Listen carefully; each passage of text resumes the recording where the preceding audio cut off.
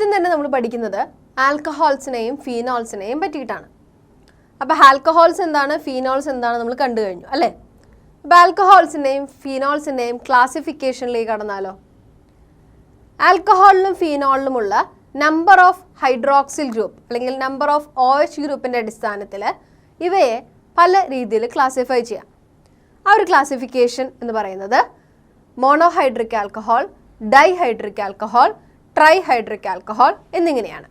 എന്താണ് monohydric alcohol? The alcohols having only one hydroxyl group attached to the one carbon atom of a compound. ഈ കോമ്പൗണ്ടിൽ ഏതെങ്കിലും ഒരു carbon ആറ്റത്തിലേക്ക് ഒരു OH group attach ചെയ്യപ്പെട്ടിട്ടുണ്ടാകും. അത്തരം കോമ്പൗണ്ടുകളെയാണ് monohydric alcohols എന്ന് വിളിക്കുന്നത്. നമുക്ക് ചില എക്സാമ്പിൾസ് കാണാം.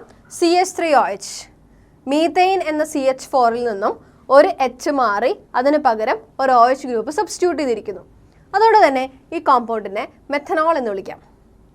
അതുപോലെ ഈഥെയ്നിൽ നിന്ന് ഒരു H മാറി ഒരു OH ഗ്രൂപ്പ് സബ്സ്റ്റിറ്റ്യൂട്ട് ചെയ്യപ്പെട്ടാലോ അതിനെ എഥനോൾ എന്ന് വിളിക്കാം. So methanol, ethanol are the examples for alcohols. ഇവ രണ്ടും ആലിഫാറ്റിക് ആൽക്കഹോൾസിന് ഉദാഹരണങ്ങളാണ്. അടുത്തൊരു എക്സാമ്പിൾ എന്ന് പറയുന്നത് ബെൻസീൻ റിങ്ങിൽ നിന്നും ഒരു ഹൈഡ്രജൻ റീപ്ലേസ് ചെയ്തുകൊണ്ട് OH ഗ്രൂപ്പ് അറ്റാച്ച് ചെയ്യപ്പെടുന്നു. അത്തരം ആൽക്കഹോളിനെയാണ് ഫീനോൾ എന്ന് വിളിക്കുന്നത്. അപ്പോൾ ഫീനോൾ എന്ന് പറയുന്നത് ഒരു ആരോമാറ്റിക് കോമ്പൗണ്ട് ആണ്. അടുത്ത ക്ലാസിഫിക്കേഷൻ ഡൈഹൈഡ്രിക് ആൽക്കഹോൾ. എന്താണ് ഡൈഹൈഡ്രിക് ആൽക്കഹോൾ?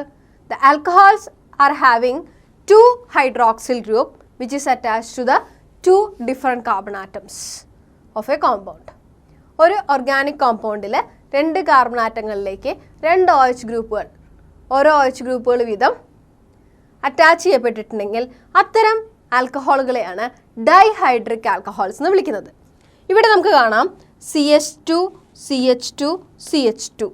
ഫസ്റ്റ് CH2ലും തേർഡ് CH2ലും ഓരോ OH ഗ്രൂപ്പുകൾ വന്ന് അറ്റാച്ച് ചെയ്തിരിക്കുന്നു. അതുകൊണ്ട് തന്നെ ഇതിനെ പ്രൊപ്പൈൻ 1,3 ഡൈഓൾ എന്ന് വിളിക്കാം. It's an example for dihydric alcohol. മറ്റൊരു ഉദാഹരണം ബെൻസീൻ റിങ്ങിലേക്ക് 2 OH ഗ്രൂപ്പുകൾ അറ്റാച്ച് ചെയ്യപ്പെട്ടിരിക്കുന്നു. ഈ ഒരു കോമ്പൗണ്ടിനെ കാറ്റക്കോൾ എന്നാണ് വിളിക്കുക. മൂന്നാമത്തെ ക്ലാസിഫിക്കേഷൻ ആയിട്ട് പറയുന്നത് ട്രൈഹൈഡ്രിക് ആൽക്കഹോൾ. അപ്പോൾ എന്തായിരിക്കും trihydric alcohol? The compounds having 3 hydroxyl groups which is attached to the 3 carbon atoms of a compound. ഒരു ഓർഗാനിക് കോമ്പൗണ്ടിൽ 3 കാർബൺ ആറ്റങ്ങളിലേക്ക് ഓരോന്നിലേക്കും ഓരോ OH ഗ്രൂപ്പുകൾ വീതം അറ്റാച്ച് ചെയ്യപ്പെട്ടിരിക്കുന്നു. 3 OH ഗ്രൂപ്പുകളുള്ള ആൽക്കഹോളുകളെയാണ് ട്രൈഹൈഡ്രിക് ആൽക്കഹോൾസ് എന്ന് വിളിക്കുന്നത്. അതിനുള്ള എക്സാമ്പിൾ നോക്കാം. CH2OH, CHOH, CH2OH. ഇവിടെ 3 കാർബൺ ആറ്റത്തിലേക്കും ഓരോ OH ഗ്രൂപ്പുകൾ വീതം അറ്റാച്ച് ചെയ്യപ്പെട്ടിരിക്കുന്നു. ഈ കോമ്പൗണ്ടിനെ ഗ്ലിസറോൾ എന്നാണ് പറയുക. മറ്റൊരു ഉദാഹരണം ബെൻസീൻ റിങ്ങിൽ 3 ഹൈഡ്രജൻ ആറ്റംസ് റീപ്ലേസ് ചെയ്തുകൊണ്ട് 3 OH ഗ്രൂപ്പുകൾ വരുന്നു. ഇത് ഒരു ട്രൈഹൈഡ്രിക് ആൽക്കഹോളിന് എക്സാമ്പിൾ ആണ്.